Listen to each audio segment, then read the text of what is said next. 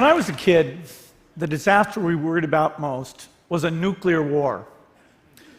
That's why we had a barrel like this down in our basement, filled with cans of food and water.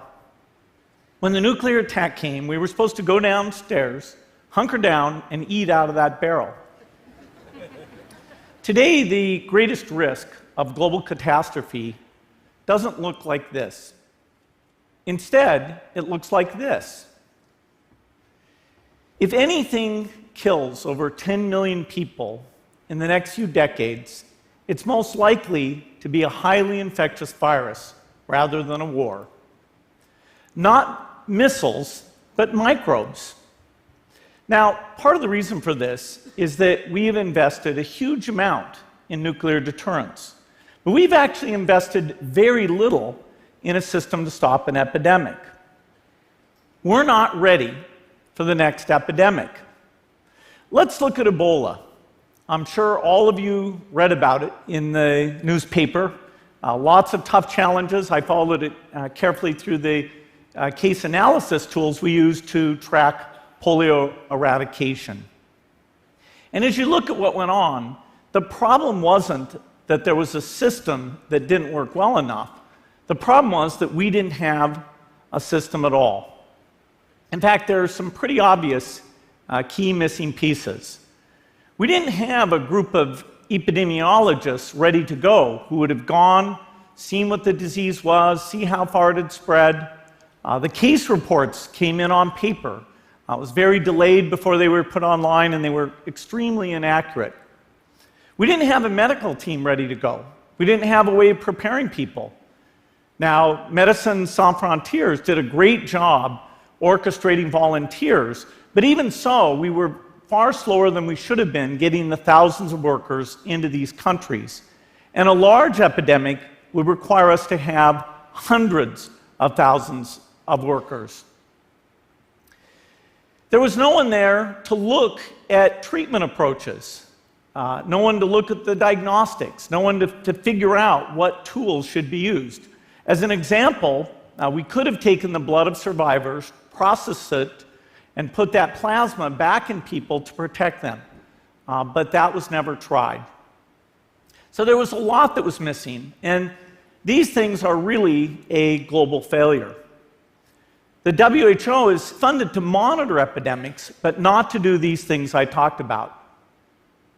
Now in the movies, it's quite different. There's a group of handsome epidemiologists ready to go. They move in, they save the day, but that's just pure Hollywood. The failure to prepare could allow the next epidemic to be dramatically more devastating than Ebola.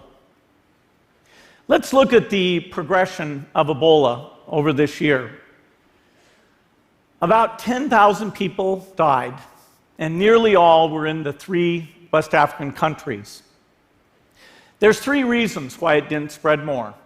The first is there was a lot of heroic work by the health workers. They found the people and they prevented more infections. The second is the nature of the virus. Ebola does not spread through the air. And by the time you're contagious, most people are so sick that they're bedridden. Third, it didn't get into many urban areas, and that was just luck. If it had gotten into a lot more urban areas, the case numbers would have been much larger. So next time, we might not be so lucky. You can have a virus where people feel well enough while they're infectious that they get on a plane or they go to a market. The source of the virus could be a natural epidemic like Ebola, or it could be bioterrorism. And so there are things that would literally make things 1,000 times worse. In fact, let's look at a model of a virus spread through the air like the Spanish flu back in 1918. So here's what would happen. It would spread throughout the world very, very quickly.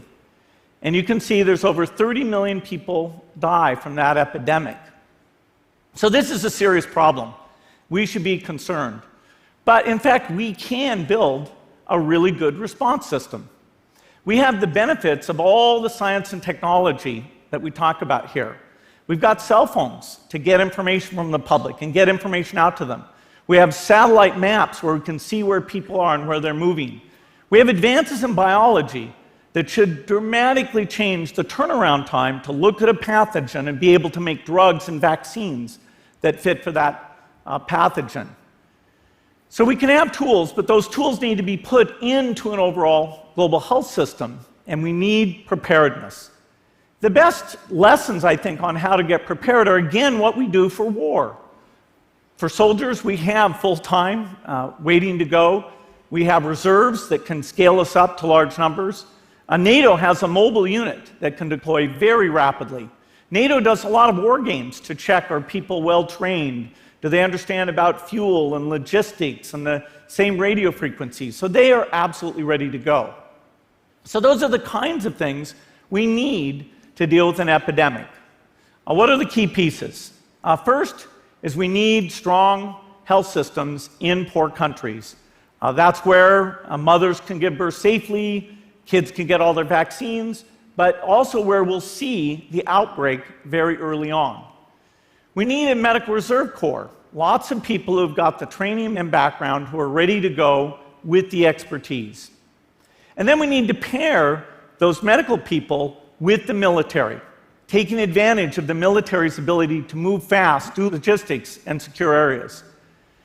We need to do simulations, germ games, not war games, so that we see where the holes are. The last time a germ game was done in the United States was back in 2001, and it didn't go so well. So far, the score is germs 1, people 0. Finally, we need lots of advanced R&D in areas of vaccines and diagnostics. There are some big breakthroughs, like the adeno-associated virus, that could work very, very quickly. Now, I don't have an exact budget for what this would cost, but I'm quite sure it's very modest compared to the potential harm. The World Bank estimates that if we have a worldwide flu epidemic, global wealth will go down by over $3 trillion, and we'd have millions and millions of deaths. These investments offer significant benefits beyond just being ready for the epidemic. The primary health care, the R&D, those things would reduce global health equity and make the world more just as well as more safe. So I think this should absolutely be a priority. There's no need to panic. We don't have to hoard cans of spaghetti or go down into the basement. But we need to get going because time is not on our side. In fact, if there's one positive thing that can come out of the Ebola epidemic, it's that it can serve as an early warning, a wake-up call to get ready. If we start now, we can be ready for the next epidemic. Thank you.